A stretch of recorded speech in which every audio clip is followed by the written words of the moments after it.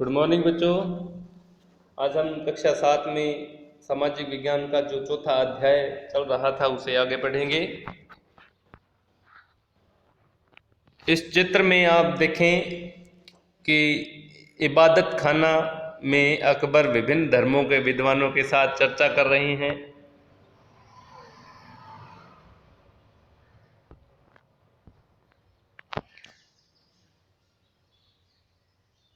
हम पढ़ रहे थे अकबर की नीतियाँ। इसका केंद्र बिंदु थी कि नीति शास्त्र की एक व्यवस्था जो सर्वत्र लागू की जा सकती है और जिसमें केवल सच्चाई, न्याय और शांति पर बल था। अबुल फजल ने सुलह कुल के इस विचार पर आधारित शासन दृष्टि बनाने में अकबर की मदद की। शासन के इस सिद्धांत को जहांगीर और शाहजहां ने भी अपनाया। अब ये सुलह-ए-कुल है क्या, इसके बारे में पढ़ेंगे। अकबर की सुलह-ए-कुल की नीति का उनके पुत्र जहांगीर ने इस प्रकार वर्णन किया। ईश्वरीय अनुकंपा के विस्तृत आंचल में सभी वर्गों और सभी धर्मों के अनुयायियों की एक जगह है, इसलिए उसके विशाल साम्राज्य में जिसकी चारों ओर की सीमाएं केवल समुद्र से ही निर्धारित होती है, विरोधी धर्मों के अनुयायियों की और तरह तरह के अच्छे बुरे विचारों के लिए जगह थी। यहाँ असहिष्णुता का मार्ग बंद था। यहाँ सुन्नी और शिया एक ही मस्जिद में इकट्ठे होते थे और ईसाई और यहूदी एक ही गिरजे में प्रार्थना करते थे। उसने सुसंगत तरीके से सार्वत्रिक शांति, सुलह-ए-कुल के सिद्धांत का पालन किया।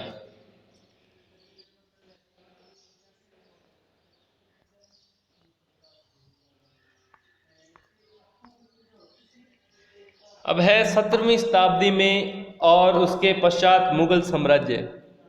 मुगल साम्राज्य की प्रशासनिक और सैनिक कुशलता के फलस्वरूप आर्थिक और वाणिज्यिक समृद्धि में वृद्धि हुई। विदेशी यात्रियों ने इसे वैसा धनी देश बताया जैसा कि किस्से कहानियों में वर्णित होता रहा, परंतु यही यात्री इसी प्रचुरता के साथ मिलने वाली दरिद्रता को भी देखकर विस्मित रह गए। सामाजिक असमानताएं साफ दिखाई पड़ती थी। शाहजहां के शासनकाल में के 20वें वर्ष में दस्तावेजों से हमें पता चलता है कि ऐसे मनसबदार जिनको उच्चतम पद प्राप्त था कुल 8000 में से 445 ही थे। कुल मनसबदारों की एक छोटी संख्या 5.6% को ही साम्राज्य में अनुमानित राजस्व का 61.5% और समय उनके सवारों के वेतन के रूप में दिया जाता था। मुगल सम्राट और उनके मनसबदार अपनी आय का बहुत बड़ा भाग वेतन और वस्तुओं में लगा देते थे। इस खर्चे से शिल्पकारों और किसानों को लाभ होता था क्योंकि वे वस्तुओं और फसल की पूर्ति करते थे, परंतु राजस्व का भार इतना था कि प्राथमिक उत्पादकों, किसान और शिल्पकारों के पास निवेश के लिए बहुत कम धन बचता था। इसमें से जो बहुत गरीब थे मुश्किल से ही पेट भरकर खाना खा पाते थे। वे उत्पादन शक्ति बढ़ाने के लिए अतिरिक्त संसाधनों में, औजारों और अन्य वस्तुओं में निवेश करने की बात सोच भी नहीं सकते थे। ऐसी अर्थव्यवस्था में ज़्यादा धनी किसान, शिल्पकारों के समूह, व्यापारी और महाजन ज़्यादा लाभ उठाते थे।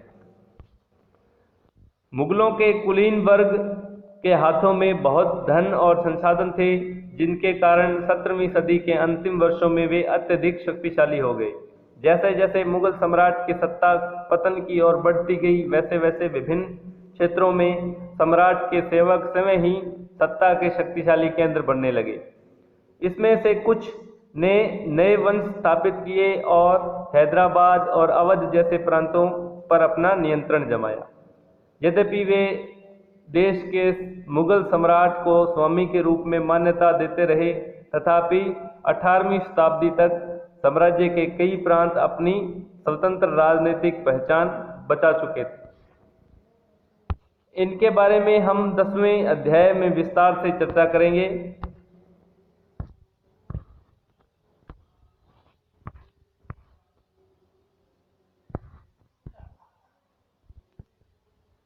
राजा और रानियां। 16वीं सदी में मुगलों के लगभग समकालीन संसार के विभिन्न भागों में भी कई महान राजा रानियां थे। इनमें ओटोमन तुर्की के सुल्तान सुलेमान शामिल थे। उसके राज में ओटोमन राज्य का विस्तार यूरोप की ओर हुआ। उसने हंगरी को अपने राज्य के साथ मिला लिया और ऑस्ट्रिया को घेर लिया। उसकी फौजों ने बगदाद और इराक भी हथिया लिए। मोरक्को तक उस उत्तरी अफ्रीका का बहुत सा हिस्सा ओटोमन सत्ता को मानता था। सुलेमान ने ओटोमन नौसेना का पुनर्गठन किया। पूर्वी भूमध्य सागर के इलाकों पर इस नौसेना के प्रभुत्व की वजह से स्पेन के साथ उसकी प्रतिस्पर्धा हुई। अरब सागर में इस नौसेना ने पुर्तगालियों को चुनौती दी। सम्राट की अल कानूनी का खिताब दिया गया क्योंकि उसके शासनकाल में बड़ी संख्या में नियम कानून बनाए गए थे। इन नियमों का लक्ष्य यह था कि बढ़ते हुए साम्राज्य के विभिन्न क्षेत्रों को ध्यान में रखते हुए प्रशासनिक तरीके का मानकीकरण हो ताकि किसानों को बेगार और भारी करों से बचाया जा सके।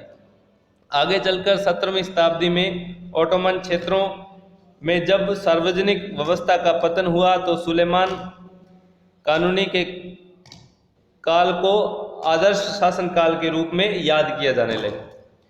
अकबर के अन्य समकालीन शासकों के बारे में पता लगाएं। इंग्लैंड के शासक रानी एलिजाबेथ, ईरान का सफाविद शासक शाह अब्बास और इनसे कहीं ज़्यादा विवादास्पद रूसी शासक जार इवान चतुर्थ बैसिलियविच, जो इवान द टेरिबल नाम से कुख्यात था। यह लेसन हमारा कंप्लीट हो चुका है। इसके प्रश्नोत्तर हम कल करेंगे। धन्यवाद।